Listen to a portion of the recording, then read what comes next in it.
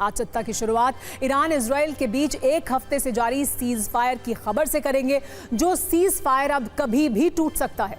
आने वाले एक हफ्ते में पश्चिमी एशिया में युद्ध की आग एक बार फिर भड़क सकती है। ईरान और इजराइल के बीच महायुद्ध का टाइमर एक बार फिर ऑन हो सकता है और विनाश की टिक टिक एक बार फिर साफ सुनाई देने लगी है। इस बात की आशंका जताई जा रही है कि इजराइल एक हफ्ते के अंदर ईरान पर बड़ा हमला कर सकता है। सीज फायर के कुछ दिन बाद ही वॉर का टाइमर फिर से क्यों ऑन है, इस पर न्यूज मित्रों के लिए आज हमने सत्ता की एक खास कुंजी तैयार की है। दरअसल ईरानी मीडिया में इस बात की खूब चर्चा है कि ईरान पर इजराइल का हमला फिर से होगा और इस बार का हमला पहले से कहीं ज्यादा विध्वंसक होगा। ईरान के रक्षा विशेषज्ञ हों, सैन्य अधिकारी हों या फिर नेता हों, सबका यही कहना है कि इजरायली हमले का खतरा अभी टला नहीं है। ईरान के सरकारी टीवी चैनल पर वहां के रक्षा विशेषज्ञ इब्राहिम मुताकी ने एक इंटरव्यू दिया। उन्होंने कहा कि उनके पास इजराइल के दूसरे हमले के इनपुट मौजूद हैं। उनके मुताबिक इजराइल एक हफ्ते में एक बार फिर हर हाल में सीज फायर तोड़ देगा। कहा जा रहा है कि ईरान पर हमले के दौरान इजराइल अपना मकसद अभी पूरा नहीं कर पाया है।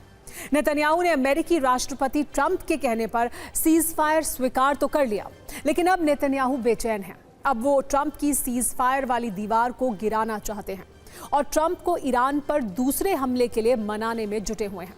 अगर ऐसा हुआ तो अगले कुछ दिनों में ईरान पर बड़ा इजरायली हमला संभव है। यानी ईरानी मीडिया का दावा है कि ट्रंप का सीज फायर छलावा है। इब्राहिम मुताकी ने जो कुछ कहा है उससे साफ है कि युद्ध का संकट अभी बरकरार है। मुताकी के मुताबिक इजराइल हमले के लिए पूरी तरह तैयार है और अगले एक हफ्ते में किसी भी वक्त अचानक ईरान पर हमला होगा। कहा जा रहा है कि हो सकता है कि पहले कुछ सैन्य कमांडरों और वैज्ञानिकों की टारगेट किलिंग और साइबर अटैक होंगे। यानी ये प्लानिंग भी कुछ पहले हमले की तरह ही होगी। इसके बाद दूसरे चरण में इजराइल बड़ा ऑपरेशन करेगा। इस बार इजराइल अपना मकसद पूरा करने के लिए कहीं ज्यादा बड़ा और विनाशकारी हमला करेगा। मुताकी का मानना है कि इजराइल और अमेरिका सीज फायर की आड़ में अभी सैन्य ताकत जुटा रहे हैं। इजराइल सीज फायर के बहाने हथियार जुटा रहा है, उसे हथियारों की सप्लाई हो रही है। इजराइल और अमेरिका अपने विरोधियों को पूरी तरह से साफ करना चाहते हैं और इसकी शुरुआत वो ईरान से करेंगे। मुताकी ने कहा है कि ये हमला पूरे पश्चिमी एशिया में तनाव को और बढ़ाएगा।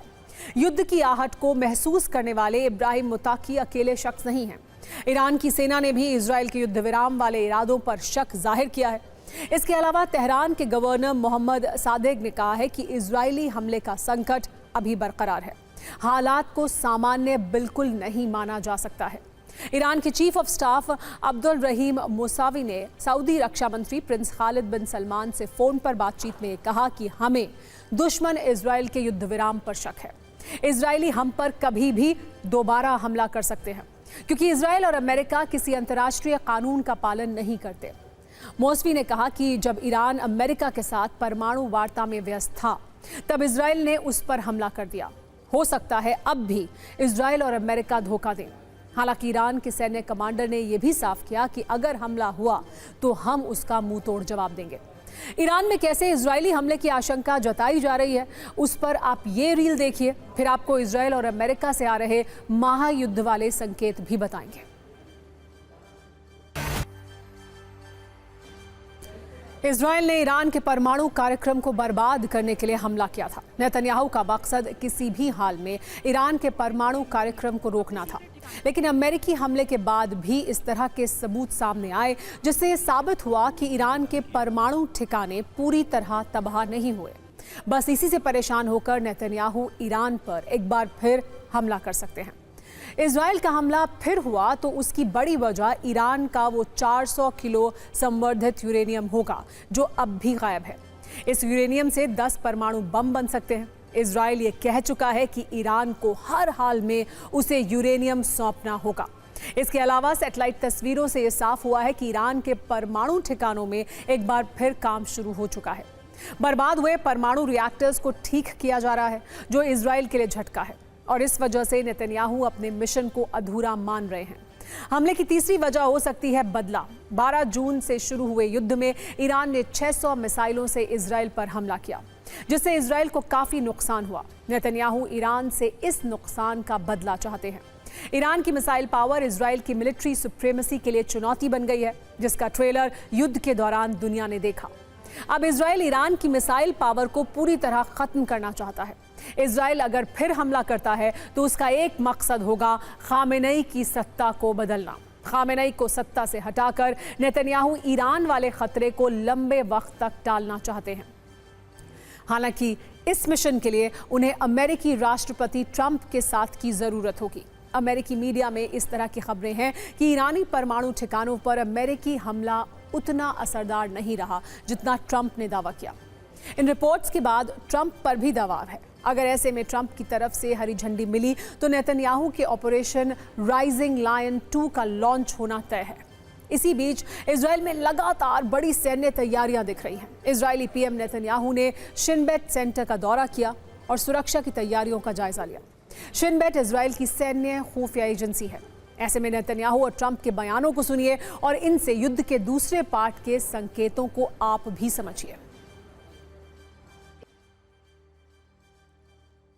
इजराइल में हुई तबाही से भी नेतन्याहू गुस्से में हैं। ईरानी मिसाइलों ने इजराइल के कई शहरों में बड़ी तबाही की थी, जिसमें तेल अवीव और हाइफा जैसे बड़े शहर शामिल हैं। तेल अवीव में 10 इमारतें पूरी तरह तबाह हुई हैं। वहीं होलोन में मिसाइल गिरने से कई इमारत खंडर बन गई हैं। वीर शेवा में कई अहम इमारतें बर्बाद हुई, जिसमें सोरोका अस्पताल और नेगेव टेक पार्क पर हुआ हमला बहुत भीषण था। ईरानी हमले में तेल अवीव के पास बायो लैब को नुकसान हुआ था। इसके अलावा हाइफा में भी कई इमारतें तबाह हुई, जिसमें कई इमारतें सामरिक महत्व की इमारतें थीं। युद्ध की रिपोर्टिंग के दौरान TV9 की टीम ने इजराइल में हुई इस तबाही की कवरेज की थी। युद्ध वाले इन संकेतों के बीच ईरान के सबसे सीनियर शिया धर्मगुरु अयातुल्ला नासिर मकरब शिराजी ने अमेरिका के राष्ट्रपति डोनाल्ड ट्रंप और इजरायली प्रधानमंत्री बेंयामिन नेतन्याहू के खिलाफ एक फतवा जारी किया है। उन्होंने इन दोनों नेताओं को अल्लाह का दुश्मन बताया है। फतवे में कहा गया है कि ईरान के सुप्रीम लीडर खामेनेई को धमकी देने या उनकी हत्या की कोशिश करने वालों को अल्लाह के प्रकोप का सामना करना पड़ेगा। अयातुल्ला शिराजी के अलावा एक और मौलवी की तरफ से फतवा जारी किया गया है, जिसमें ट्रंप और नेतन्याहू को अल्लाह और मुसलमानों का दुश्मन बताया गया है। कहा गया है कि अल्लाह के दुश्मन हर हाल में बर्बाद होंगे। साथ ही ट्रंप और नेतन्याहू के खिलाफ मुसलमानों को एकजुट होने के लिए कहा गया है। दुनिया भर के मुसलमानों से कहा गया है कि वो एकजुट होकर ट्रंप और नेतन्याहू को पछताने के लिए मजबूर करें।